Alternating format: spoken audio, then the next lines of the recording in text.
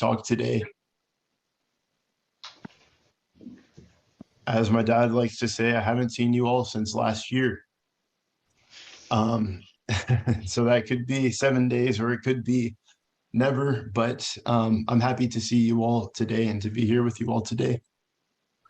And of course, one of the things that comes up oftentimes during the new year is the fact of New Year's resolutions, and the new year being kind of a time to reflect on our lives and reflect on maybe some goals that we have for the New Year's or some intentions that we have for 2024.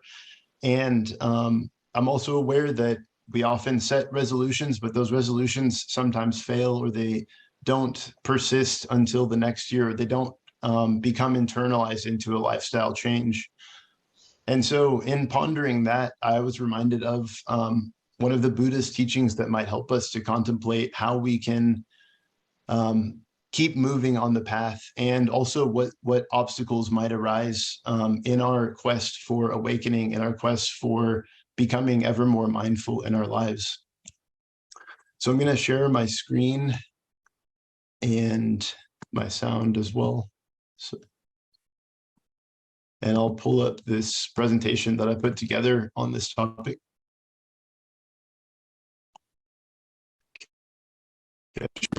You can see my screen here. Okay.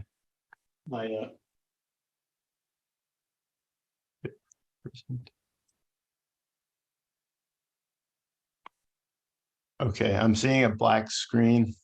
Is it? I think it's loading. Let me see. Yeah, it's loading. Okay.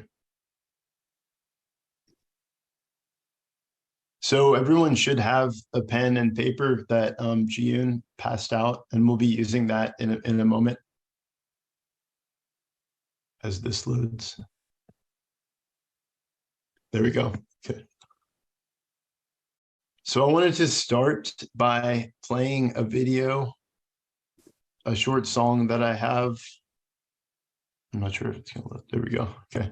This is a song that I used to listen to when I was a kid, and listening to the lyrics helped me to reflect on the meditation path and that topic of obstacles and blue sky. So I'm going to play a little bit of this song, and then if you know the lyrics, maybe you can sing along if you'd like.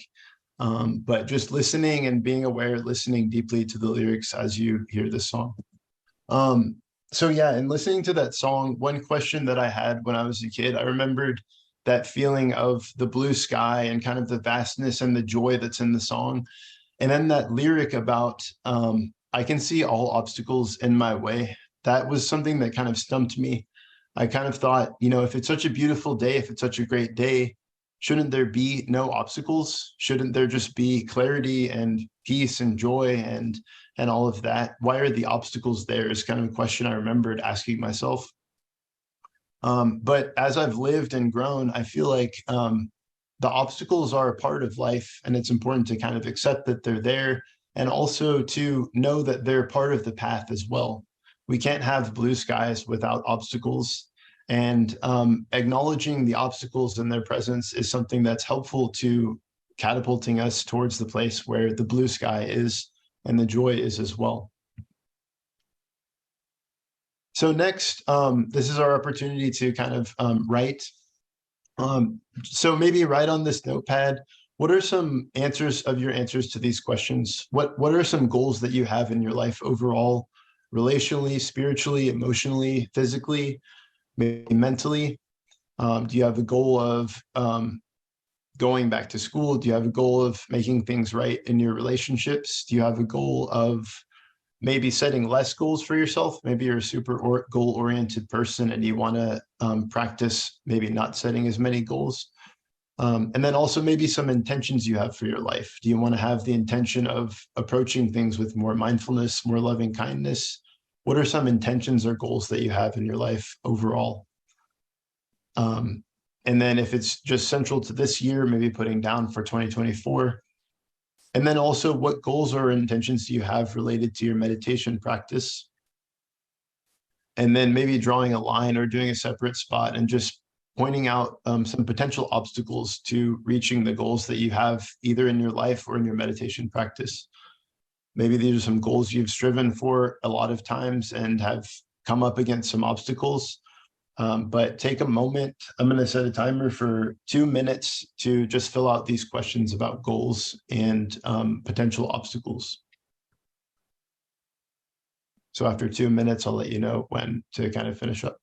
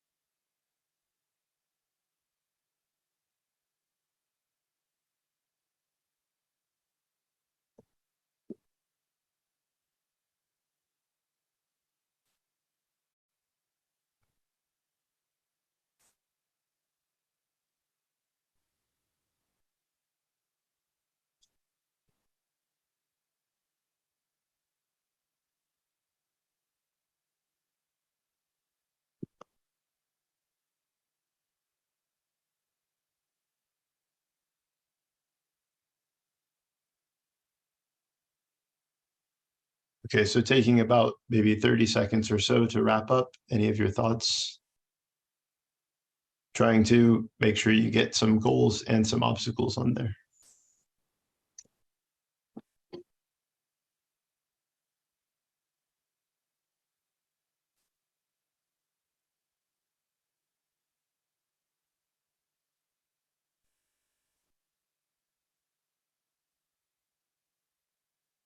So we'll sit with that and just be aware of what you've written. Maybe towards the end during our sharing time, we might have the opportunity to share those if you'd like. And so these are some aspects of the talk today that I'm going to go into in a little more detail. But the Buddha meditated and reflected on what are the reasons why we're practicing, why the reasons we practice meditation. You can see that on the right here, the 7 factors of awakening. These are some qualities that are helpful along the path of meditation, and some qualities of awakening and enlightenment itself. Mindfulness, investigation, energy, diligence, joy, relaxation, ease, concentration, equanimity, and letting go. So you might have seen one of these factors of awakening in your goals. Maybe one of your goals is to be more mindful. Maybe it's to be more relaxed in your day-to-day life. And then on the left here are Buddha's 5 hindrances or obstacles, the teachings that get in the way of us realizing the factors of awakening. And that is ill will, sensory desire, sloth and torpor, restlessness, worry, and doubt. So maybe when you wrote down some of your obstacles there, you realize that maybe some of these obstacles are present in your life and things that make it hard to have a mindfulness practice. So I want to talk about these and elaborate these a little bit more. And I've included some of my drawings in this as well, custom drawings here. So the first obstacle on the path is ill will. One of the things that makes it hard to practice mindfulness, that makes it hard for us to awaken in our lives, is ill will. And that's defined as feelings of resentment or anger or hatred or just hostility towards other people. When you think about ill will, I know that we have an election year coming up, and I know that during election times, there can be a lot of separation and frustration among peoples. And so that can happen at a cultural level. I'm also aware that there's a sense of ill will that can be directed towards oneself, maybe feelings of hatred that one has towards oneself, and maybe feelings of hatred towards certain parts of oneself, and a difficulty to actually look into what's happening and look into how to accept those elements of oneself. That's something that can be hard to make it, that can be an obstacle to move forward on the path. It's hard for me to think of someone who possesses a lot of ill will and hatred, but is also very calm and peaceful. I don't think those two things can really go together.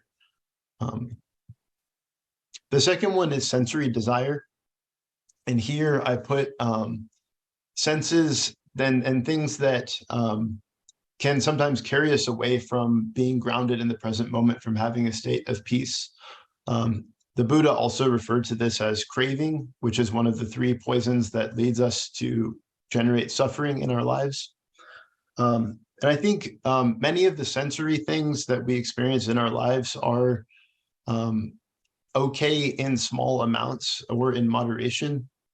But there's some things that when we consume them, they have the tendency to kind of carry us away more so. And there's also, when you look at people who struggle with maybe some deeper addictions, there's times when our sensory desires can completely take over our lives and our ability to live and our ability to relate to other people. And so I put the picture of the cake, the alcohol, and then like the social media on here. I think, you know, these things can sometimes be harmless in small amounts. In some ways, some people make the decision to give up alcohol as a result of practicing because it causes interferences. But in terms of sugar and things like that, we can look into our own lives and see, are we able to consume this with mindfulness and maintain our concentration and maintain our state of ease?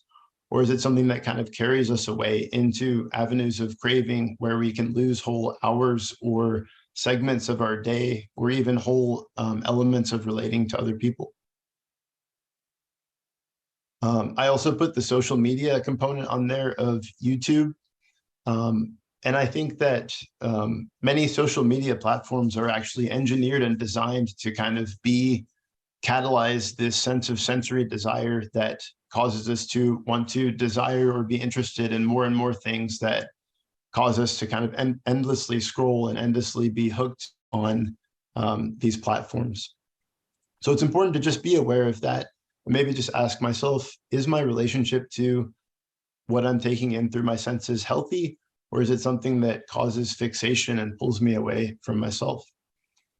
And as a personal example, I know that around the times of the holidays, there's a lot of sweets that are out. And I, of course, enjoy eating sweets.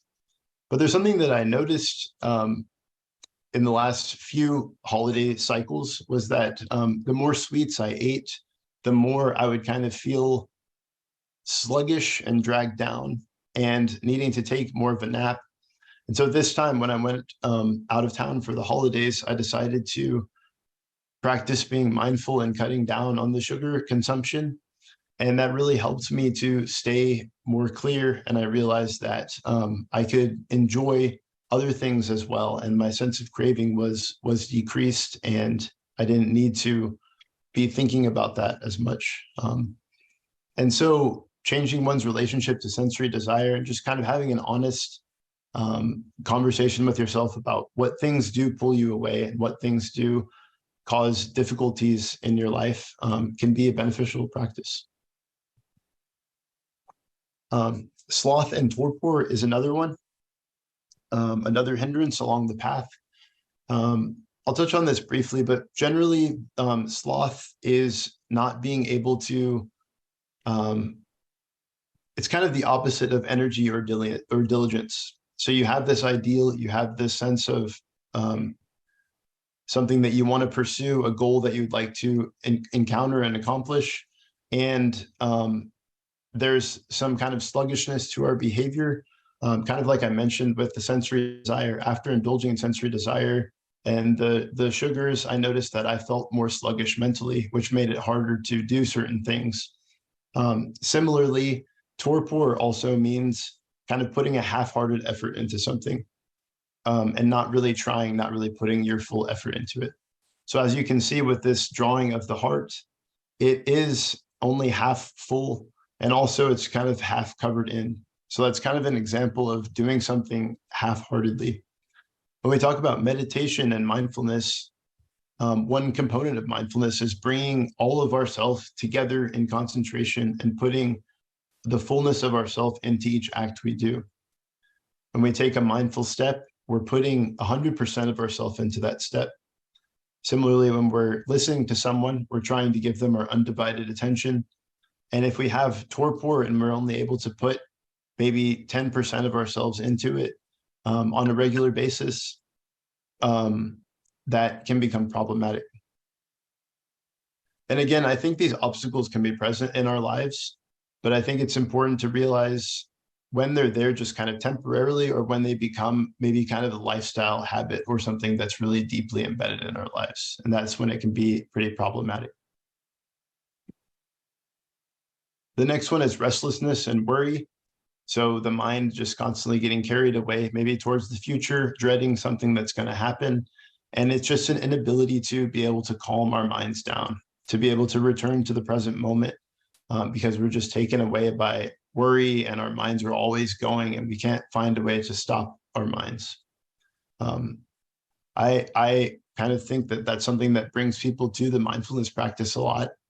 Maybe you've experienced that in your life, of just being completely worried and not really knowing how to handle the energy of worry. And so I think the practice of mindful walking and mindful sitting can be really beneficial for that. And then the last obstacle on the path that the Buddha taught is a sense of doubt. I think, again, doubt in small amounts can be healthy. I think it's important to look into things and kind of question things and have a healthy sense of skepticism. But I think maybe this refers to when our sense of skepticism goes too far and it starts to consume everything in our lives, where we have this intense doubt and anxiety, and it's kind of tied into the worried state of mind, where we're just not really sure that anything is helpful or anything is good, or we're not really sure that we have anything to offer to the world as well. I personally believe that everyone has a gift to give to the world, but if our minds are consumed with doubt and we continuously question everything we're doing, and we have no confidence, no stability, it can be really hard to make progress on the path. And so doubt is something that we want to be aware of when we're setting goals, when we're being aware of our intentions in the world. How can we be with this doubt? How can we transform it? So maybe a chance to pause and reflect. I'll give maybe 1 minute or so to just write out maybe a little bit more on one of those obstacles that you saw, or if any of those really stand out to you, maybe just taking a moment to write those down. I'll go back up to this slide to list them out. So we have ill will, sensory desire, sloth and torpor, restlessness, and worry. So taking 1 minute and just writing, if you feel like any of those obstacles are really present in your life or hindering your practice.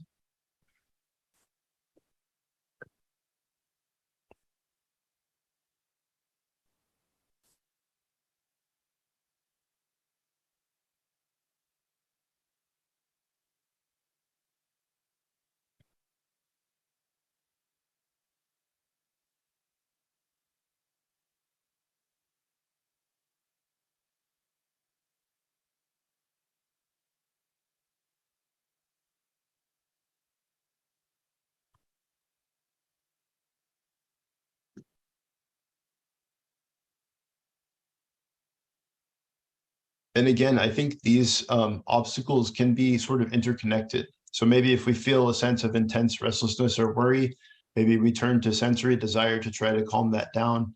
And then when we get too engaged in the sensory desire, maybe we feel a sense of doubt about ourselves for using that, or some guilt. I think those things can be interconnected in our lives in some ways. So next is the opportunity to pause and reflect. And so we did that just now. So just taking a look at this picture and this rock in the blue sky, and then noticing the picture that comes up next. So there's this, and then there's this picture of the Buddha, which is kind of similar. So you have the rock and the mountain and the obstacles and this thing that I have to kind of get over. But then when we become aware that those obstacles are there, we can proceed, and we can see those as steps along the path that can help us to awaken. One of the teachings that I enjoy, I think it's one of the things Thich Nhat Hanh said, was that obstacles on the path are there, and they're there to help us to awaken. So the obstacles aren't things to run away from. They're things that we can face with our mindfulness practice, and we can help transform that mountain right there into the Buddha nature and the clarity of our blue sky mind. So moving into the 7 factors of awakening, Thich Nhat Hanh in his book, Heart of the Buddha's Teaching, shared that the 7 factors of awakening are like the branches of a tree. So when you think about awakening or enlightenment, the factors are both a part of what it means to be enlightened, and they're also a set of tools to kind of help us get there. Similarly, when you think of a tree, if you remove all the tree's limbs, the tree itself wouldn't exist. Similarly, the limbs of the tree help the tree to exist, and they are also a part of the tree. So the 7 factors of awakening are things that can help us along the path. And I also enjoy live oaks a lot, which is what this picture of a tree is. They're these massive, mighty trees in Texas, where they thrive, especially in Texas. That's one of the things I miss about being in Texas, is the presence of these beautiful, large live oaks that exist down there. And I think it's inspiring to consider that when we practice meditation, when we have a diligent practice, we can become like a large life-giving tree in our lives. We can have these large branches that can help to support other beings in our practice, and that can help to be a source of inspiration as well. So these are qualities that we can work on embodying in our lives. So I just put the 7 factors of awakening on here. You can see it on that bottom left limb. The first factor of awakening is mindfulness, or practicing dwelling in the present moment, practicing bringing our mind and our heart together, our body and our mind together, so that we can see in unity. Additionally, if we find ourselves, maybe part of our mind is in the past, part of our mind is in the future, mindfulness would be recalling those different elements of our mind back together in the present moment, so we can attain some unity and stability there. So you might consider that as the opposite of the worried and restless mind. The worried and restless mind is always divided, going in all these different directions.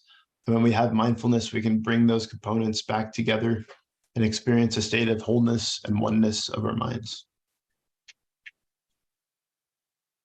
The next factor of awakening is investigation of phenomena. And so these obstacles that I mentioned earlier might be things that we look into more deeply. Kind of like I said, when you can just ask yourself honestly, what is my relationship like to this or that? What is my relationship like to being tired or being doubtful? When doubt arises, am I aware that it's arising? Can I investigate how that feels in my body? Can I investigate how that feels? What kind of thoughts come up? Can I investigate what emotions that brings up? And if we cultivate mindfulness, that presence, then we can investigate deeply the things that are going on, the things that are plaguing us, the suffering that arises. That can be a really powerful tool for moving beyond a lot of the things that plague us, or moving through the things that plague us. So investigation of phenomena is the second factor of awakening. The third factor of awakening is energy or diligence.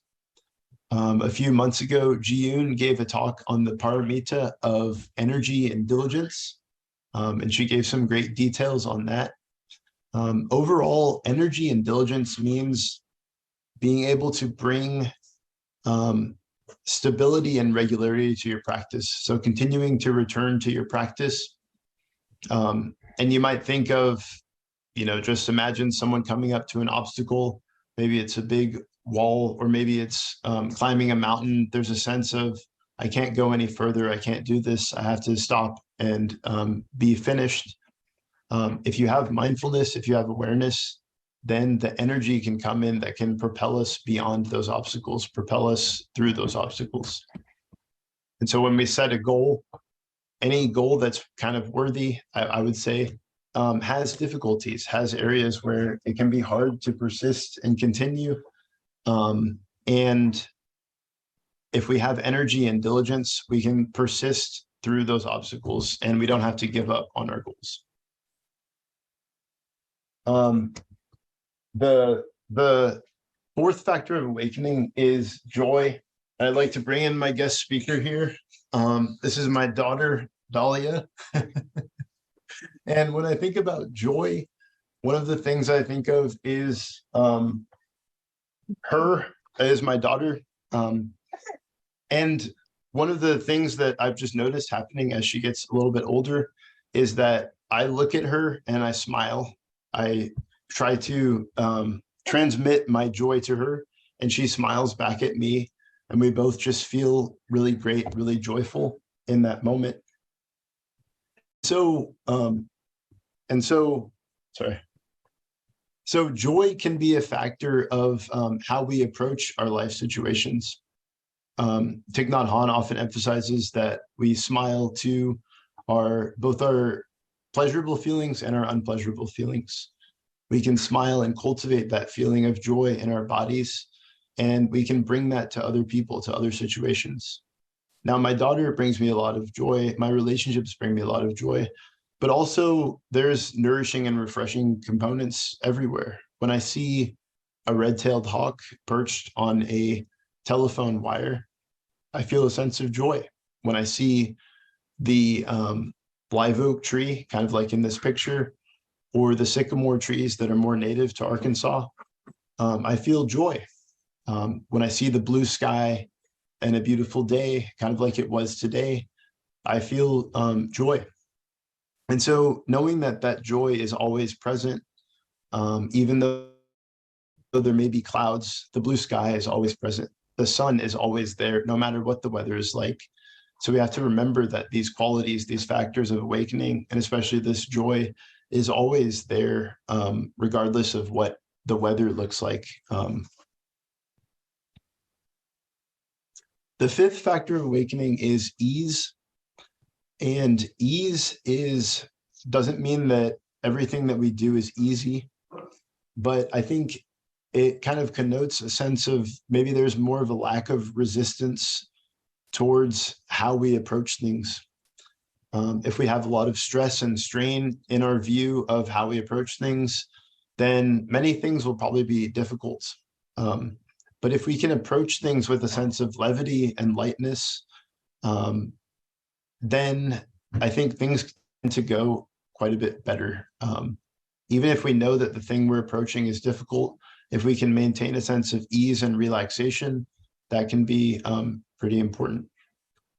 Another word for this factor of awakening is tranquility and relaxation.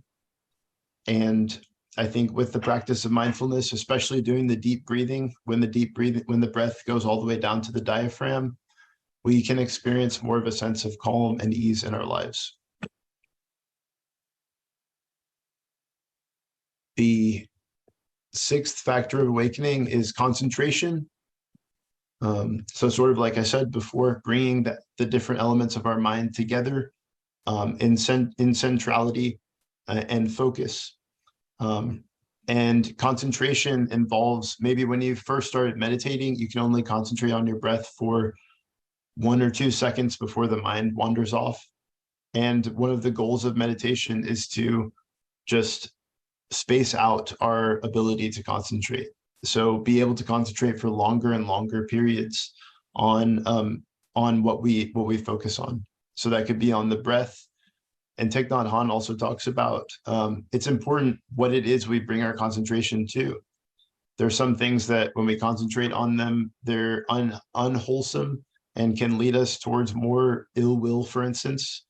But there are wholesome seeds, like the trees, like the blue sky, that can lead us towards more of these other components: joy, ease, energy, diligence, things like that. And the final component of awakening, the final factor of awakening, is equanimity or letting go. And so equanimity is a word that means even-mindedness or stable-mindedness. And Thich Nhat Hanh talks about things that can help us practice equanimity.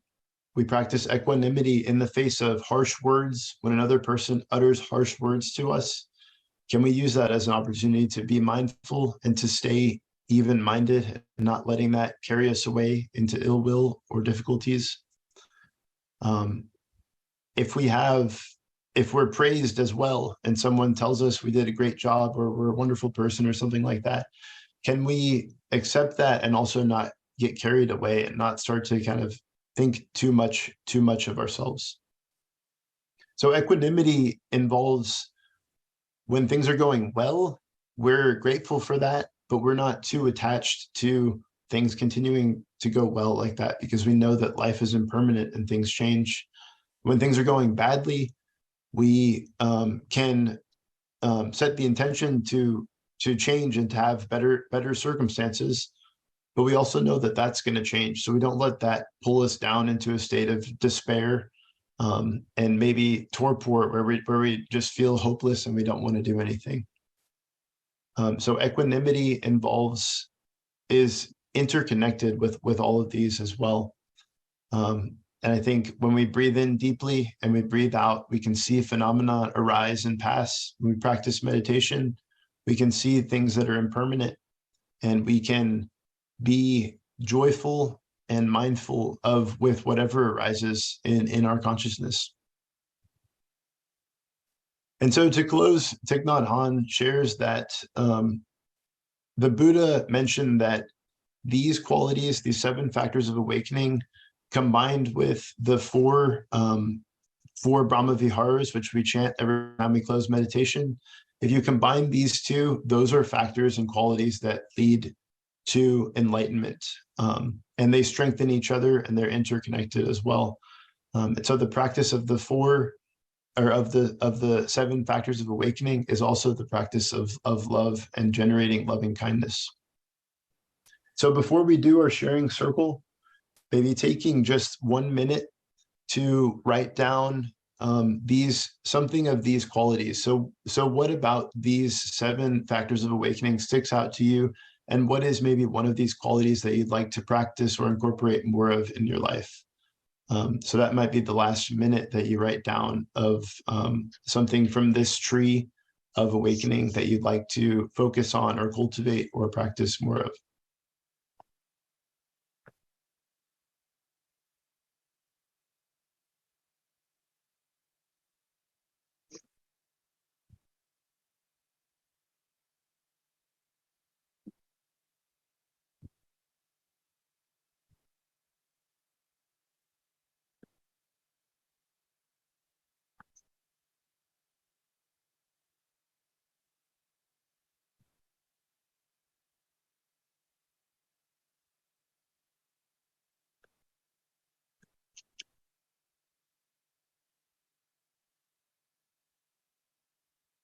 Okay. Thank you all for listening. Thank you for your time. I'll go ahead and open the sharing circle. And my last maybe suggestion would be if any of these words inspired you, maybe putting these words on a sticky note on your bathroom or something, your bathroom mirror, just to come back to it and reflect on it and help to deepen its presence in your life. So thank you all for sharing and listening. I look forward to hearing what you have to say.